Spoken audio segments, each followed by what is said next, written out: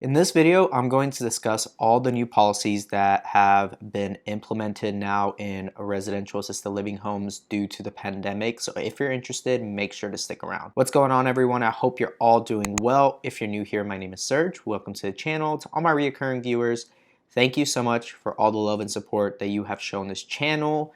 If you have not yet, feel free to go check out the God Made podcast. Also, feel free to check out Legion Assisted Living Academy and Legion Assisted Living Advisors. So without further ado, let's go ahead and actually talk about all these new policies that are being implemented in residential assisted living. So there are a few policies that have been implemented to make sure that care homeowners are making sure they go the extra mile to take care of any residents in their facilities who have not contracted this virus. And to start out with the indoor policies, this is what's required. So don't mind me looking away from the camera for a minute and going through this list of policies with you guys. So bear with me. Every time I look away, I will make this as good as possible for you all. So the very first thing I do want to touch on is the fact that the visitor presents the facility with a negative COVID test less than 48 hours old. So anybody who's visiting the facility will need a test that shows that they're negative and it's only 48 hours old. Meaning every time that they have to come in, they always have to have a test with them because most cases are not. Families are limiting at least to one time a week coming and visiting their loved ones. So if they're doing that, that means every time they have to come, they have to get a test.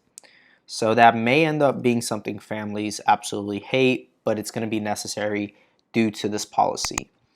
Another thing is that visitor signs an attestation that they have isolated in the time between the sample was taken and the visit and is free of symptoms. That's going to be necessary in order for the visitor to come in, is showing no signs of any type of virus. The third thing will be that all visitors will be screened of their temperature and required to sign in and answer screening questions, and anyone with a yes answer or a temperature above 99.5 degree Fahrenheit will not be permitted access to the facility. Okay. Visitors must notify the facility and schedule the day and time of visit so the indoor space is not overcrowded. With the bigger facilities, this will be extremely necessary. With the smaller facilities, depending on how involved the families are, you do want to make sure that they call ahead of time. Okay, each indoor visit is limited to 2 people. Now that is very important. I believe in that wholeheartedly, that there should only be 2 visitors at a time. The facility limits contact as much as possible, including dedicated visitation space. Whether it be on the patio, whether it be in the living room, or in the residence room. Okay, so that's important to note. Compassionate care visitation is exempt from the testing in the 48-hour, meaning anybody who's there to actually provide care to said resident, they will not have to always present a test, which I have more care staff coming through than I actually do have visitors visiting the family. So that makes absolute sense. I'm happy that they didn't implement that for everybody across the board, including healthcare staff. The facility requires mask wearing by residents when safe, visitors, and staff. And the facility institutes enhanced cleaning and sanitation after the visit. That's a lot of cleaning, but making sure you wipe everything down. Make sure that, you see this happening in a lot of stores and a lot of gas stations. They're just spraying down the counter every time someone comes and purchases something.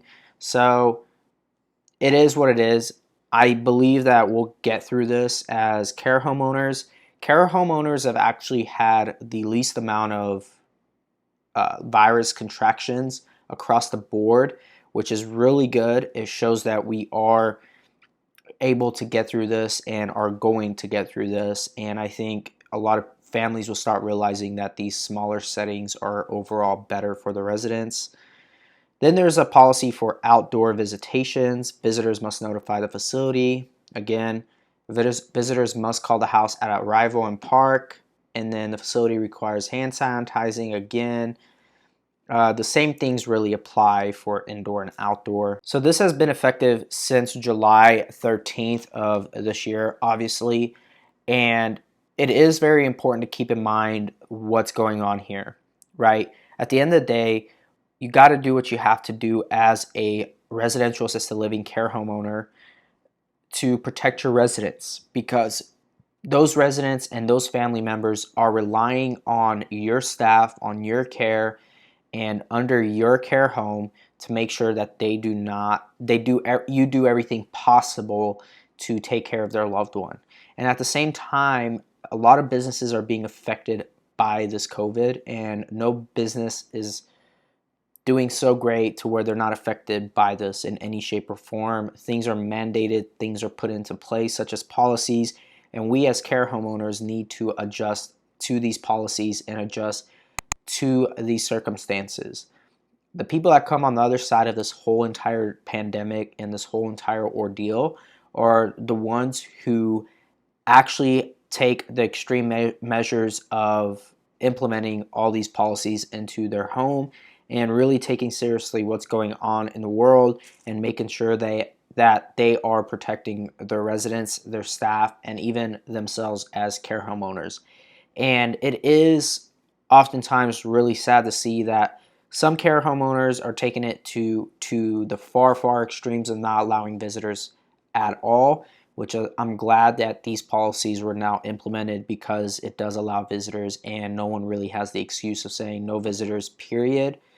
And also, it kind of meets care homeowners in the middle, the ones who haven't really been implementing anything really, but now they're mandated to. And the one thing that I do not like about these policies, and I'm entitled to my own opinion about this, I think the 48-hour testing that needs to be implemented is a bit extreme. I get it, and it's important, but not everyone, especially families that really just need to come in for a quick visit every single time that they have to go and get a test done, right? And it has to be 48 hours old. Kind of it makes things a little tedious. The best way to put it is tedious. But at the same time, I completely understand it's part of the process now and it's part of the policy. So here we are. These policies are very important, and it is just a quick update on the things that I'm personally doing, the things that we're mandated to do as care homeowners in the state of Arizona. Please comment down below and share with me and other viewers of this channel what policies are being implemented in your state. If you know what those policies are in your state, I would love to hear from you. So if you found the value of this video, feel free to hit that like button, smash that subscribe button for me, and make sure to go watch all these other videos. Check out the links down below for me, and I will talk to you all in the next video. God bless.